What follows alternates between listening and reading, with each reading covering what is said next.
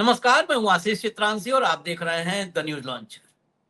2 दिन के अंतराल के बाद 11 बजे जब संसद की कार्यवाही, दोनों सदनों की कार्यवाही शुरू होनी थी, तो लगा कि अब मोदी और शाह पुराने सभी झंझावातों से मुक्ति पा जाएंगे।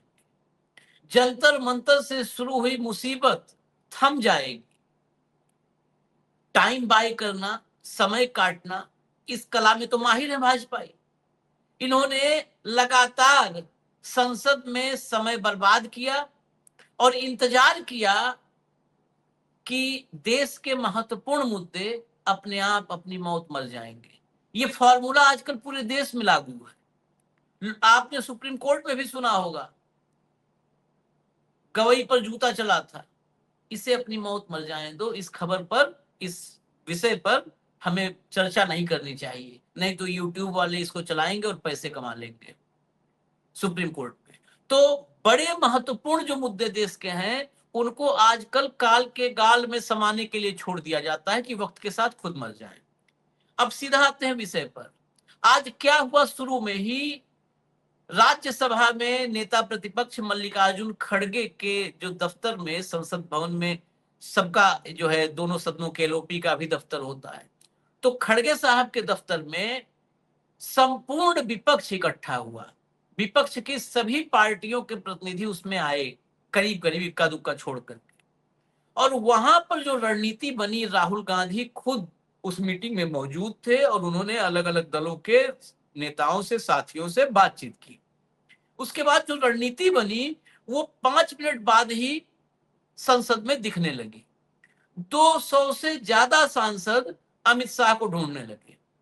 अमित शाह पिछले सप्ताह भर से, 1 सप्ताह से ज्यादा हो गए होंगे, लोकसभा में प्रवेश नहीं किए हैं। राज्यसभा में तो वैसे भी उनका किसी विशेष मौके पर जाना होता है, लोकसभा सदस्य हैं, लोकसभा में नजर नहीं आए हैं।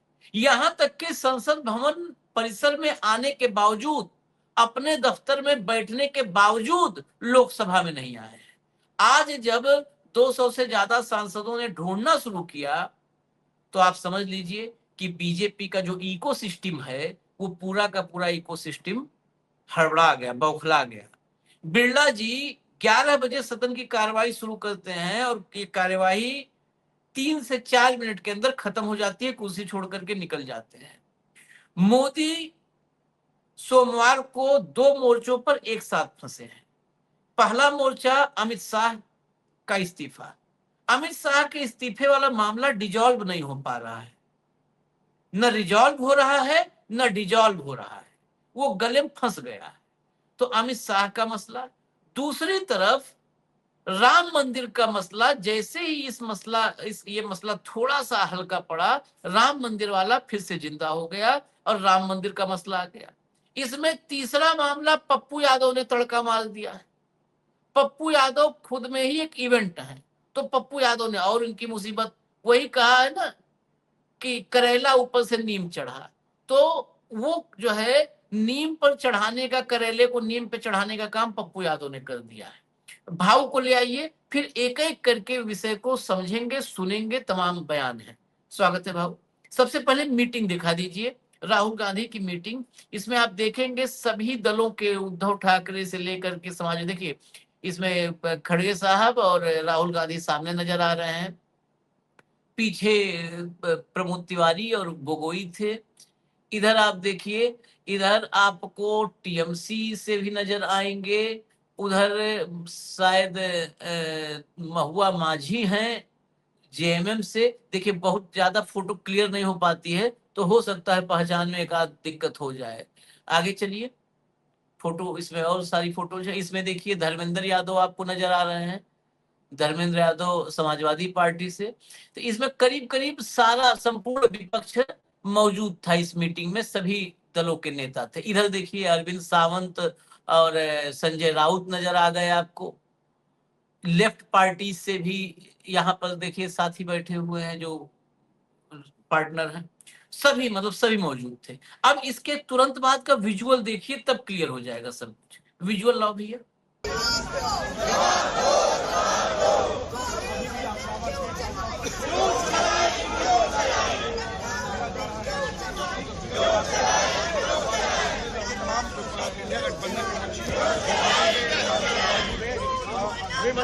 शाह को लेकर के नारेबाजी की जा रही है, खासतौर पर जो छात्र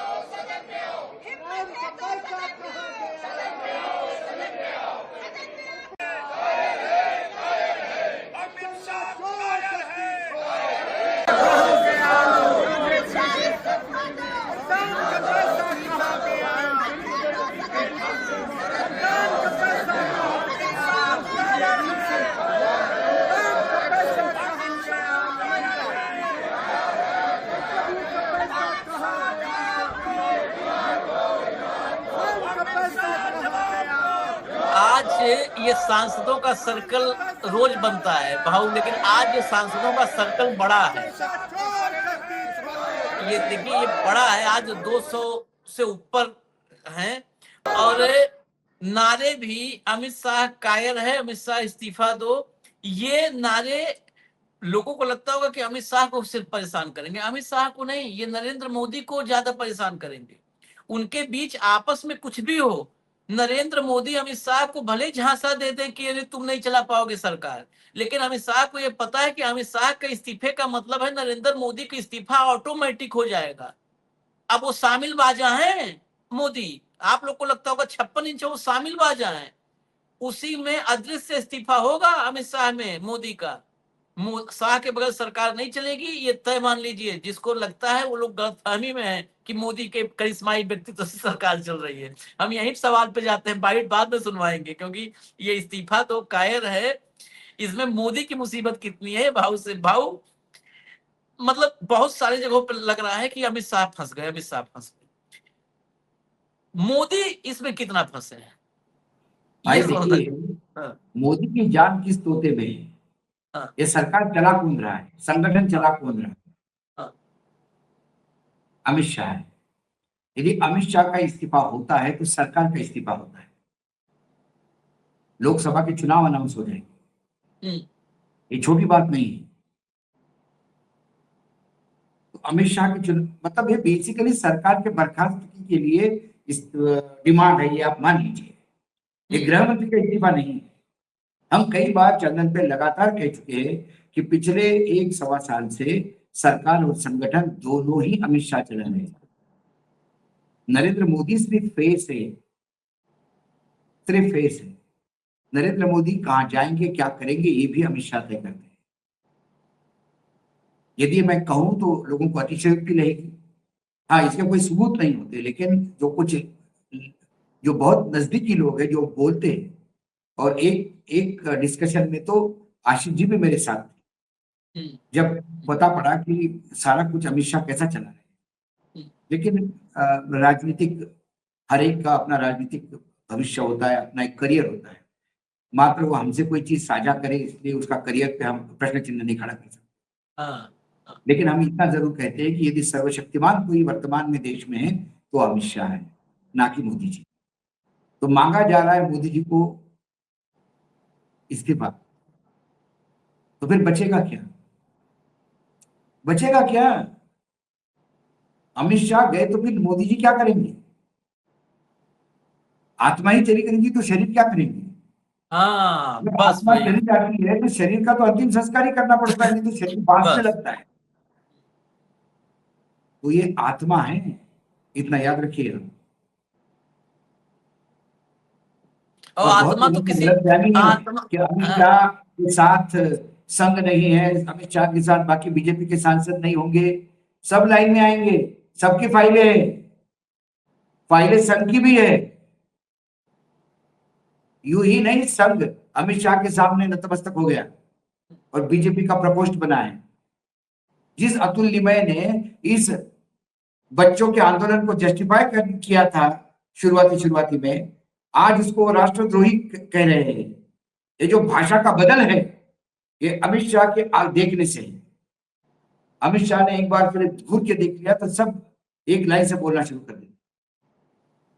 और ये अमित शाह ने अपने मेहनत से कमाई हुई जगह है, अमित शाह को विरासत में नहीं मिली। नरेंद्र मोदी जी तो किसी और के नाम की खाते हैं नरेंद्र मोदी जी, लेकिन नरेंद्र मोदी जी को भी मुख्यमंत्री बनाए रखना, लगातार जीत दिलवाना, उनको प्रधानमंत्री बनवाना और बनाए रखना, ये पूरे सारी स्ट्रेटेजी, प्लानिंग, मेहनत 24/7 यदि कोई कहता है तो अमित शाह। देखिए, विचारधारा अलग हो सकती है, अमित शाह के जो मोडस ऑपरेंडी है, जो काम करने के तरीके हैं, उससे बिल्कुल हम सरोकार नहीं रखते होंगे, लेकिन जब एक शख्स का अवलोकन करते हैं या उसको परिभाषित करते हैं तो उसके जो स्ट्रेंथ है उसको भी आप नाकार नहीं सकते। स्ट्रेंथ तो है उसके पास, ये जो आज पूरा जकड़ के रखा है, नहीं आ रहे हाँ, नरेंद्र मोदी के पास का 240 वाली सरकार नरेंद्र मोदी चलाई 24 दिन नहीं चला पाते, 24 दिन नहीं चला पाते। लोगों को लगता है मोदी का बहुत बड़ा सरकार बनने के लिए चंद्रबाबू नायडू और ये 2 बैसाखियां लाया कौन लाया? हाँ, अमित शाह लाया।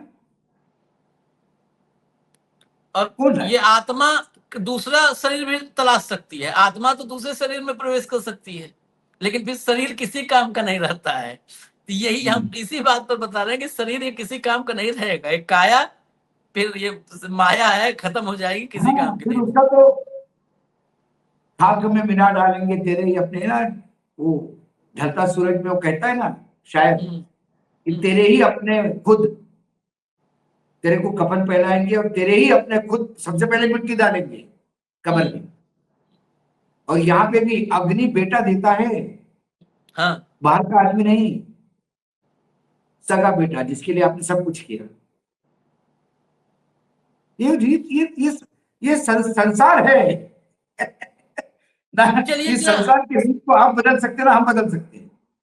संसद में माहौल कितना गर्म है, ये सदन में तो कुछ हो नहीं पा रहा है, लेकिन संसद भवन परिसर में सदन के बाहर क्या चल रहा है जब सुनिए एक एक करके, तब इन बयानों से समझ में आएगा कि एक्चुअली सरकार किस हालत में है।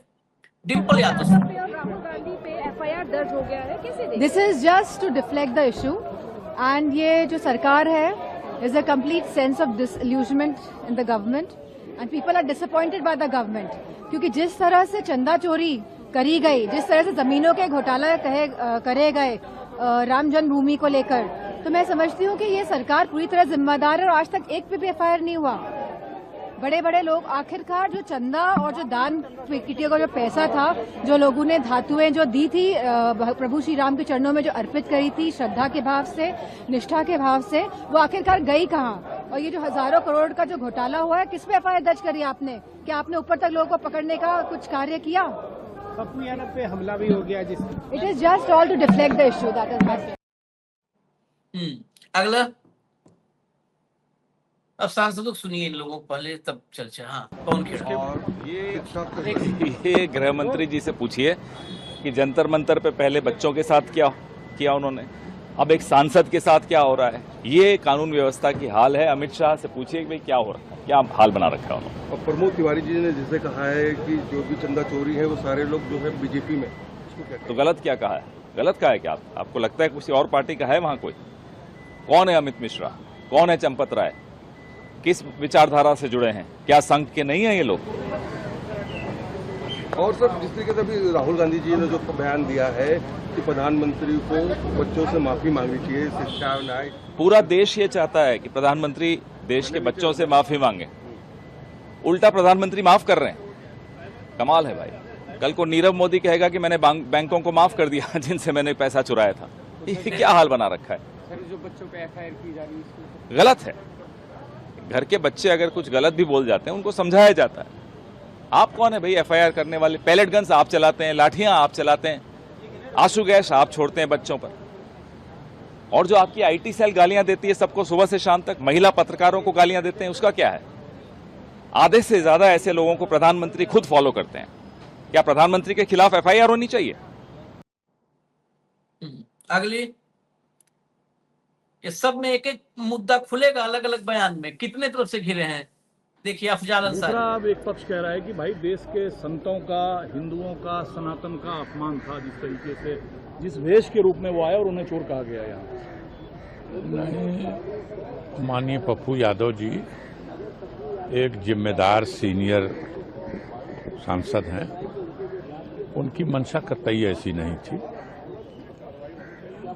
प्रायः देखने को आता है, आप देख रहे हो कि प्रतीक के रूप में हमारे प्रधानमंत्री जी भगवान को ही उंगली पकड़ करके अयोध्या उनके राम मंदिर में ले जा रहे हैं। अभी एक दृश्य आया, इनके अध्यक्ष जी के रथ के आगे, काफले के आगे हनुमान जी को उनके भेष में बाकायदा उनको डांस कराया गया।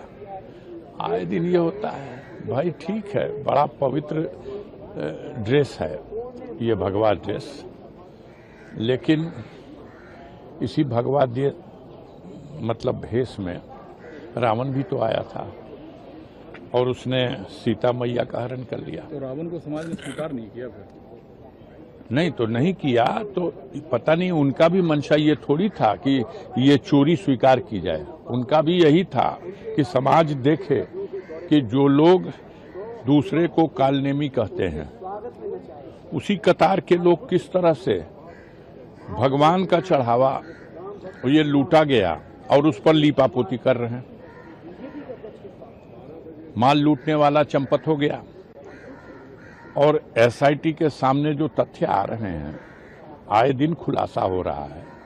इस मामले को तो सीधे सीधे उठा करके सीबीआई को सौंप देना चाहिए और ठिकाने से इसकी अब तक कोई एक्शन नहीं हो रहा है। तो आप सत्ता में हो, जो मनमानी कर लो, लेकिन जनता में इसका बड़ा रिएक्शन है। आपके सांसद अवधेश प्रसाद जी पे एफआईआर हुआ, राहुल गांधी पे एफआईआर हुआ, समाजवादी पार्टी की तरफ से रामगोपाल यादव जी ने कहा वो कि समाजवादी पार्टी इसे पसंद नहीं करती है।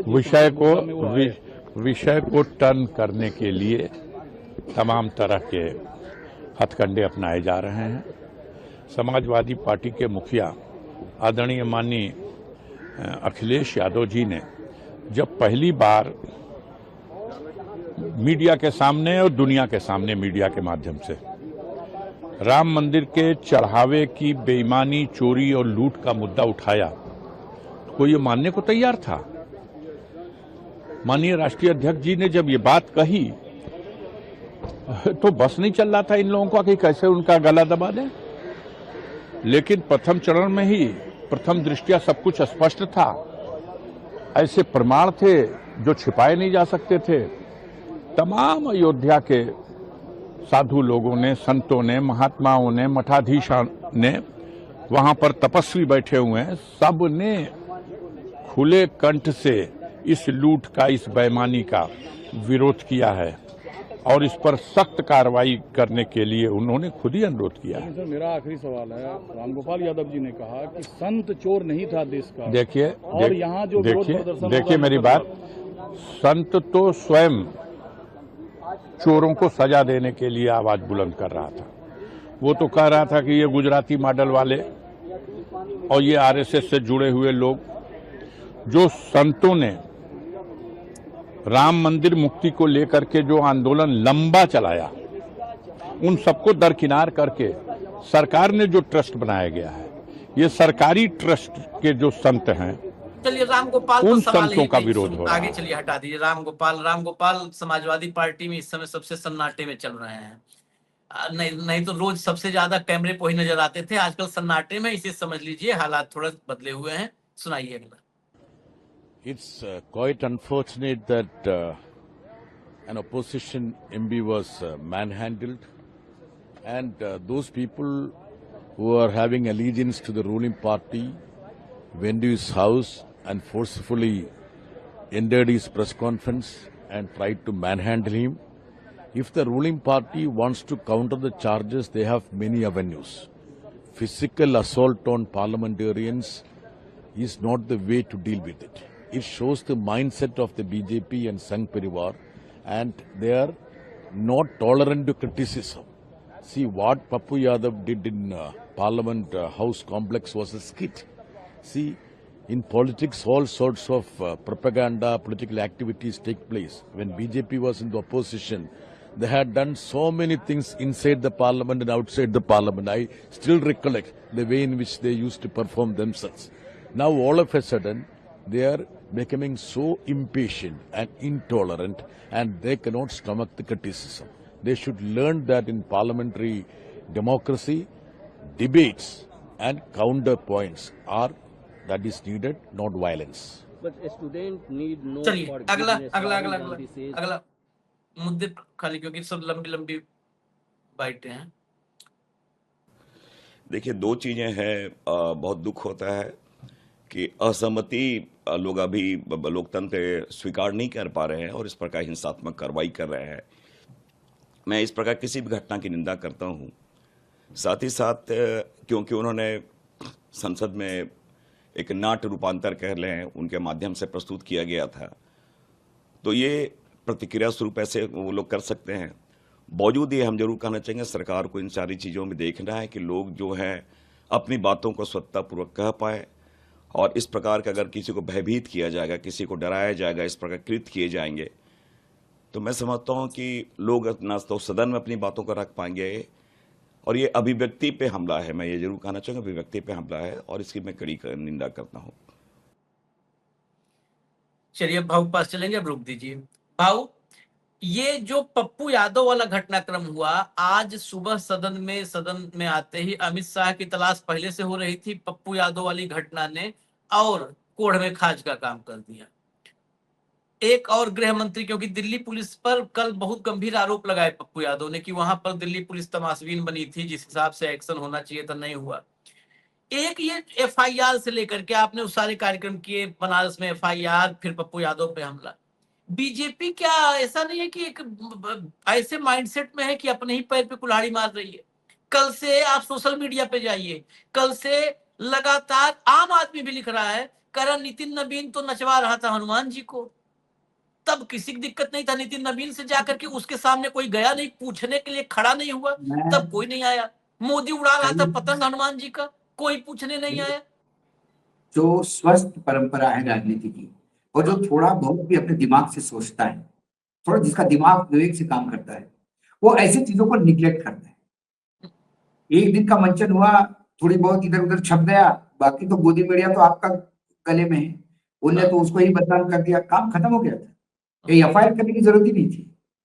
ये एफआईआर ने ये पेटारा खुलवा दिया, और जब एफआईआर खुलेगा तो फिर मोदी जी पतंग पे हनुमान जी उड़ा रहे थे, उधर वो हनुमान जी को नचवा रहे थे। मोदी जी इतने बड़े हो गए कि वो राम की उंगली पकड़ के ले आ रहे हैं, है ना? और कोई विस्की में विष्णु ढूंढ रहा है, रब में राम ढूंढ रहा है, ठीक है, जीन में माता जानकी ढूंढ रहा है, वो आपके पार्टी में बैठे हुए हैं। ये तमाम चीजें, ऐसे आपके पार्टी के कई सहयोगी हैं जो राम के अस्तित्व को नहीं मानते, कई लोग हैं जो आपके मंत्री हैं। ये सारा जो कच्चा चिट्ठा है बीजेपी का, ये खुद ही बाहर आ रहा है। और ये क्यों होता है? क्या जो बात हम लोगों को समझ में आती है कि इन्होंने उड़ता मतलब जाके खूटे पे बैठ जाना जिसको कहते हैं, वो काम क्यों कर रहे हैं? क्योंकि आपका विवेक काम नहीं कर रहा। विवेक पे आपका दम्भ हावी है, विवेक पे आपके शक्ति का जो अरोगेंस है वो हावी है। अरे इसको तो निपटा देंगे, 25 जगह केस डाल देंगे, उलझा देंगे, निपटा जाएगा, न्यायपालिका भी अपने पास है।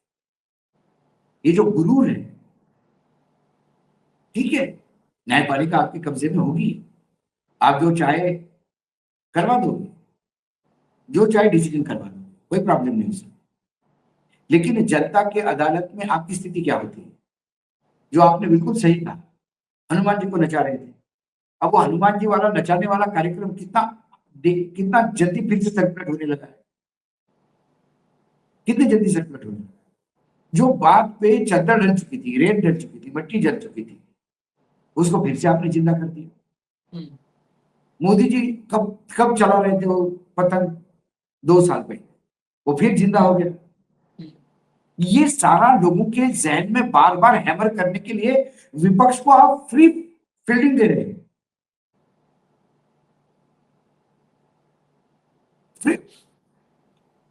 और जब आप फ्री फील्डिंग दोगे तो काम खत्म हो जाएगा। विपक्ष तो खेलेगा इस पे, क्योंकि विपक्ष भजन करने नहीं आए हैं। राम पे आप राजनीति करोगे तो ठीक है, पेपर लीक पे मोदी जी राजनीति करें, बड़े बड़े भाषण दे तो ठीक है, गिरते हुए रुपए पे मोदी जी राजनीति करें तो ठीक है। यार राजनीति का ठेका क्या मोदी जी ने लिया है क्या? बाकी सब भजन करने आए क्या? बाकी भी राजनीतिक दल है, राजनीति करेंगे। अब राम चलने पे राजनीति नहीं होनी चाहिए, क्यों नहीं होनी चाहिए भाई? आपने तो राम पे ही राजनीति की, राम के नाम के रथ यात्रा क्या चलाई, राम के नाम से क्या क्या प्रलोभन क्या दिए, सारा खेल राम का ही तो था। और फिर राम के सारे प्रिंसिपल्स को राम नाम सत्य कर दिया आपने, चंदा चोरी। और जो अभी चोरी के और डिटेल्स जो मार्केट में आ रहे हैं वो रोंगटे खड़े कर देने वाले हैं।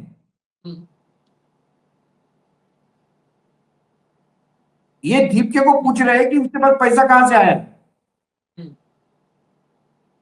तो दीपके तो बता देगा पैसा कहां से आया विदेश जाने के लिए, पैसा करने के लिए। जरा संघ बता दे, ये जो 5 स्टार 7 स्टार बनाया इसका पैसा कहां से आया? कहीं राम मंदिर के में तो नहीं बना है? मेरा डाउट है। 800 करोड़ का प्रोजेक्ट 2200 करोड़ चला गया, 1400 करोड़ ओवर एस्टिमेट। एक ने एफिडेविट दिया है, तो वो 1400 करोड़ इधर तो नहीं लगे।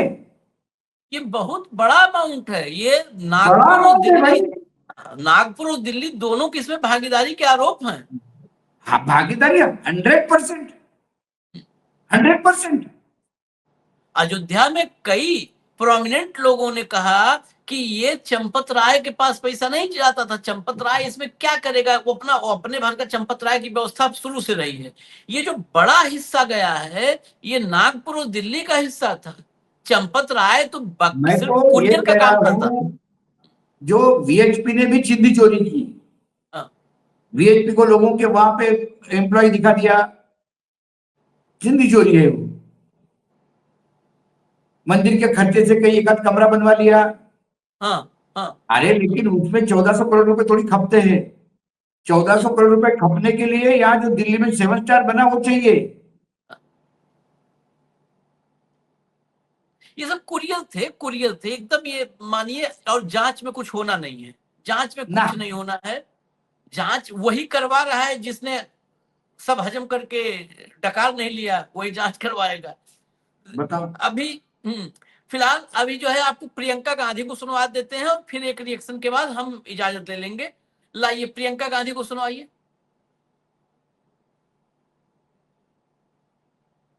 एक तरफ कहते हैं कि यंग जनरेशन के साथ हैं, एक तरफ महिला सशक्तिकरण की बात है, महिला रिजर्वेशंस की बात है, और दूसरी तरफ ये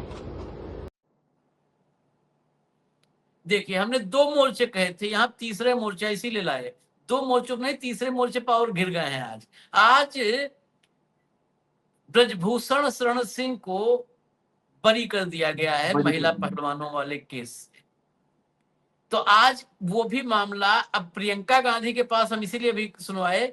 बहुत छोटी सी क्लिप थी, लेकिन प्रियंका गांधी ने वो वाला मामला भी उठाई दिया है। ये मामला भी अभी गर्म होगा, अभी तो ये पकड़ेगा रफ्तार। जिस तरह से जश्न मनाया जा रहा है वो जश्न जमकर मनाया जा रहा है, पटाखेबाजी हो रही है, खूब जश्न मनाया जा रहा है।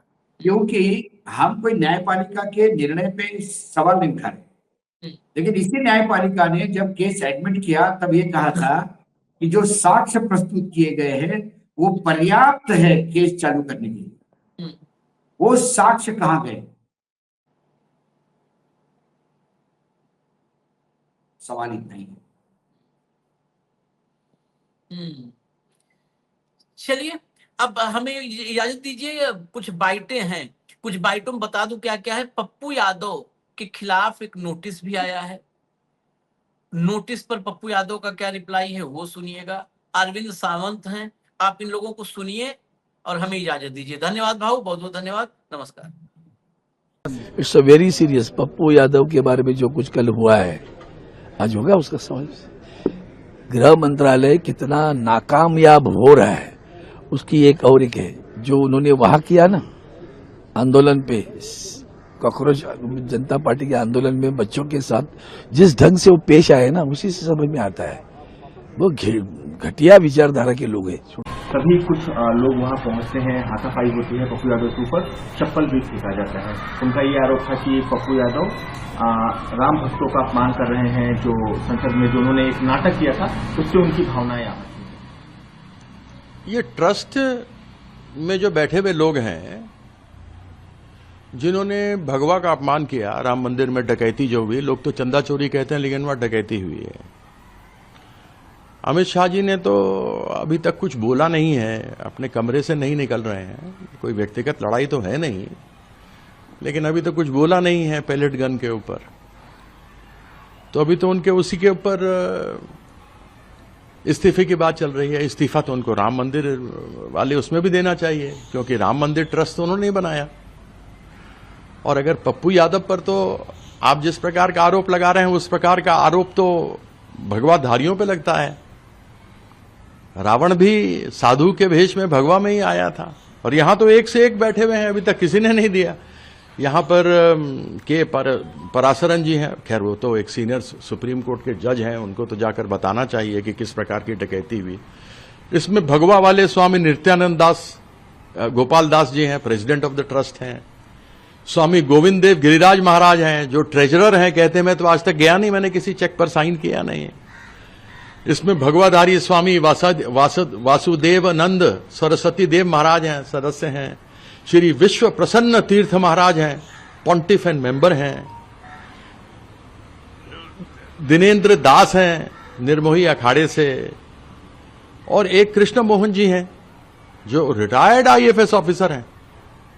एक्स ऑफिशियो मेंबर में नृपेंद्र मिश्रा, उन्होंने तो खुद कहा डकैती हुई यहां पर काम करने के अंदर, उस पर कुछ नहीं हुआ।